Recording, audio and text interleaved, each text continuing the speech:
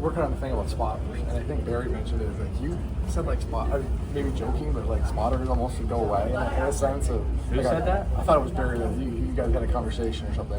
Spotters and like the racing might be better or something like that. Maybe I'm wrong. Yeah, I would. Josh shouldn't be talking for me. Okay, no, okay. So let me start over. No, just on Josh. It may not have been him. It may have been Connor. In terms of spotting, like on a road course, what's the challenge of that? Brutal, I think, for them, trying to call left and right how we do it. No, we're coming at them. Yeah. They got to say it backwards of what they see. They're just trying to. That's got to be tough. I've done it.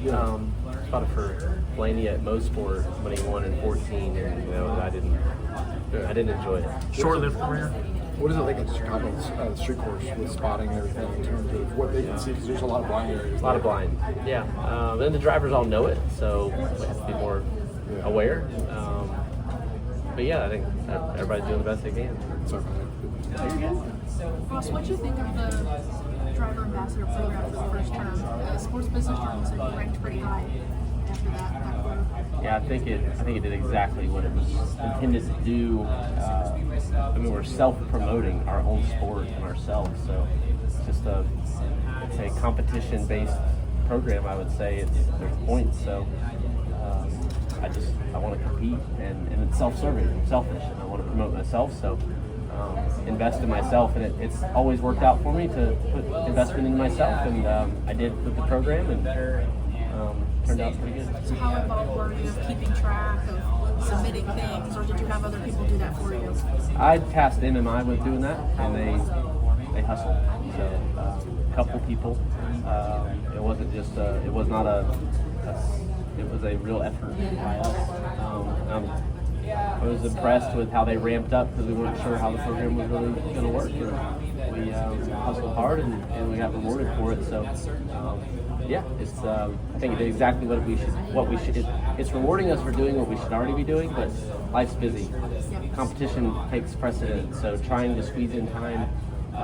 I remember when I was coming up through the ranks of trucks and Xfinity, I had a lot of downtime during the week, and I thought, why aren't these Cup guys doing more things? And now that I'm the Cup driver, I realize, the pull from the team and from everything that goes into driving a Cup car demands a lot, and so I think that the program did exactly what it was supposed to do, and I get to promote myself. Ross, you have one win, and we're in a situation where it's within the realm of possibility. We may have more winners at the end of the regular season than playoff spots. With that in mind, do you still feel like you're locked into playoffs? Absolutely. Yep. I think when you're in is alive and well. How exciting is it? Game season challenge and plus for million. How exciting are you to take part in that? I know I'm not going to push that 43 car. Eric and I are buddies, but definitely not going to push him at the end of the race. So, looking for a bow tie first, and my teammates if I'm pushing somebody, and last person on my list is at 43. And what is your scouting report of the 43 from a driver perspective? Of Eric and they're rolling right now, and all of Legacy is, and we see it at several different style tracks. Eric always performs well here at Atlanta and rips the top. Like he can run the top and kind of cleans it off, it seems like, when it's still pretty dirty and slick. And he's not afraid, so he puts it right up there. And we'll see. Long 400 miles tomorrow night. Change in track temperature tonight, obviously, with this being a night race compared to earlier in the year. How much of a factor do you think that is, and how much of a factor do you think that could be during qualifying today? We should be wide open. It shouldn't, but if your balance is off or we're too trimmed out or too aggressive on the ground, heights or something, about as hot as we've ever seen it here in Atlanta, or in the Atlanta area here at Echo Park Speedway. So Ross, all the work you've put on skip games, what's your comfort level on street road courses now a few years in? Road courses in general, turning left and right, good. Feel comfortable, feel confident when I roll on track that I can use what I've learned and implement different strategies, high min speed, entry value, exit value, proximity to the curbs. Street courses, whole nother animal. The proximity of the walls to me being just basically the same distance left to right and 90-degree turns a lot. A couple curved turns, but mostly just 90 degrees from one street to the next. So not pleasant, not just comfortable for me, for sure, the street courses. How do you gauge that you're missing something that you were gaining by getting that extra track time on those weekends? Yes, I do believe that the extra track time for me especially was beneficial, was useful, whether or not the cars were similar or not. I always felt like it was a useful tool to just get that extra track time and to feel the cars, the tires, the tracks, and just sort of get out there and get some laps. And you won here in the spring in the Truck Series race. When you got into the Cup car that weekend, were you taking lessons that you learned in that race, and anything that you felt might have helped you? No, not really. Just it's just overall track time and just being comfortable in the seat in the car and whatever, So the truck race ran entirely different than what the Cup race does, and competition level and other things included definitely made some differences. Kyle, what were your thoughts on the driver ambassador program, how the first quarter went, and just your approach and what you put into it and how you found it? Yeah, no, I thought it was from the driver's perspective, just the work that you do and being rewarded for that and having the opportunity to go do some stuff or sign up for some stuff that was self-induced, I guess you'd say, to go do some of those things and get rewarded for that was beneficial. I can't say that I've necessarily faulted the program at all. Like, I can't find a fault besides it's really hard to beat those guys at the top.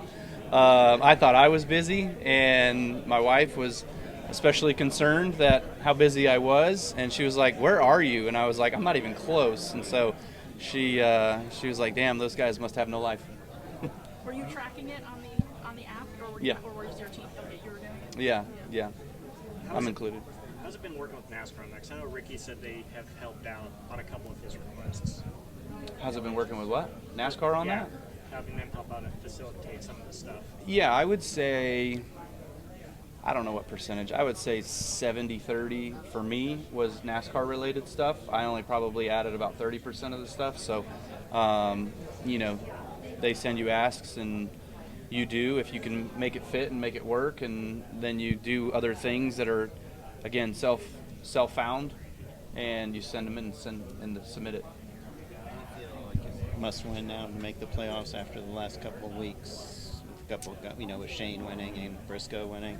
Yeah, I would say if you find another winner outside, then I would say you're in a must-win. I would say right now, today, like pointing your way in with no more new winners is certainly doable. It's just our biggest fault is just not being able to get stage points. Like if we could have a big points day like COTA type days for the next 8 weeks will put you right back in the thick of things, and you'll be fine, especially if others have issues. But you've got to have those strong days 8 weeks in a row, and that's just what we're trying to get to. How much do you feel like you have the cars to do that right now? I mean, it's just some weeks great, some weeks. Yeah. I mean, Mexico's on me, so I take full accountability on that one. Pocono, I would say that we unloaded soft and just kind of stayed that way. We weren't really able to capitalize at any given point in the weekend, so we can't have those. Dover's been a good track for us. We've been fast there. Indy's, we were fast there last year, had a really good shot to finish in the top 3. So I would say there's some places that we can do it. With trying to be strong 8 straight race. Media engagements and talking to the fans more often. The growth of the sport in general. It's been a real successful program. It's been cool to see. It's been in the works for quite some time. It's cool to see it all work out and be executed for the first time. What's that? Are you tracking the leaderboard? Absolutely. There's an app, Yeah.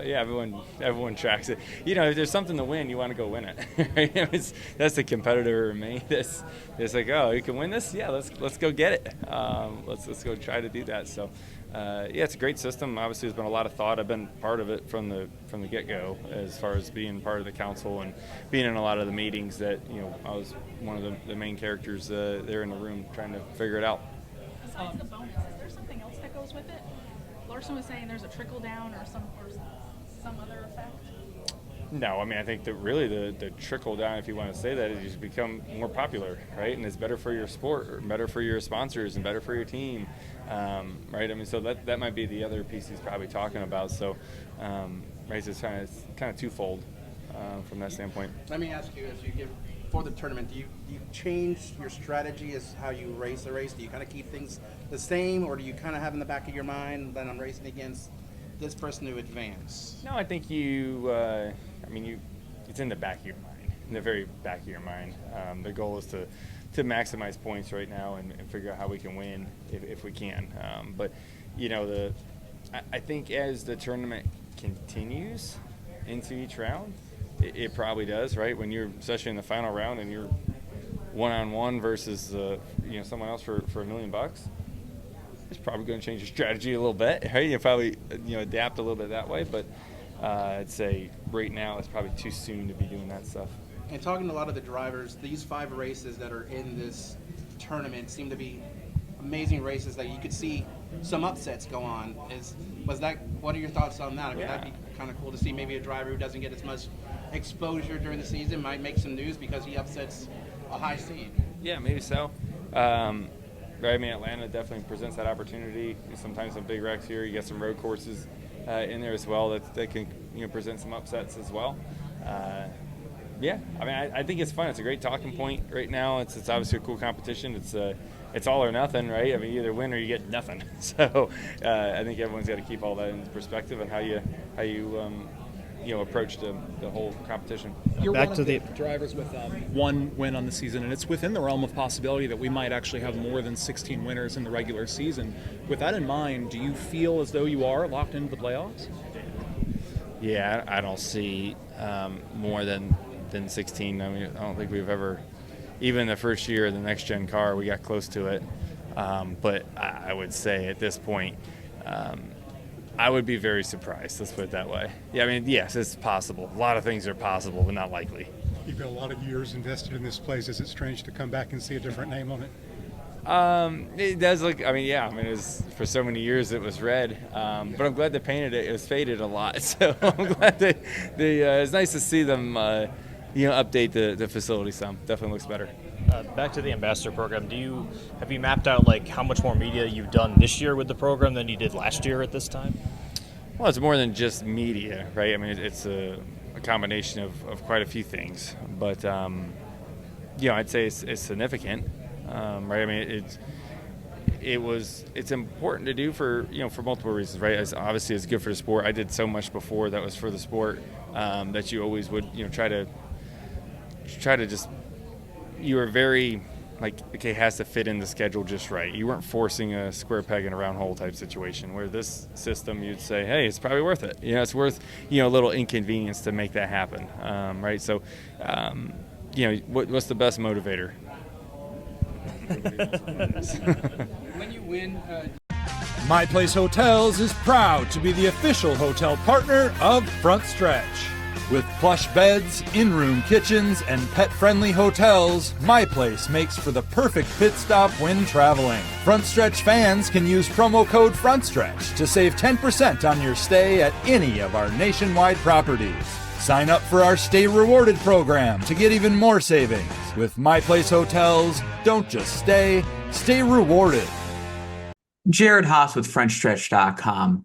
Come back more for some great racing video content. And if you like us, don't forget to hit that subscribe button.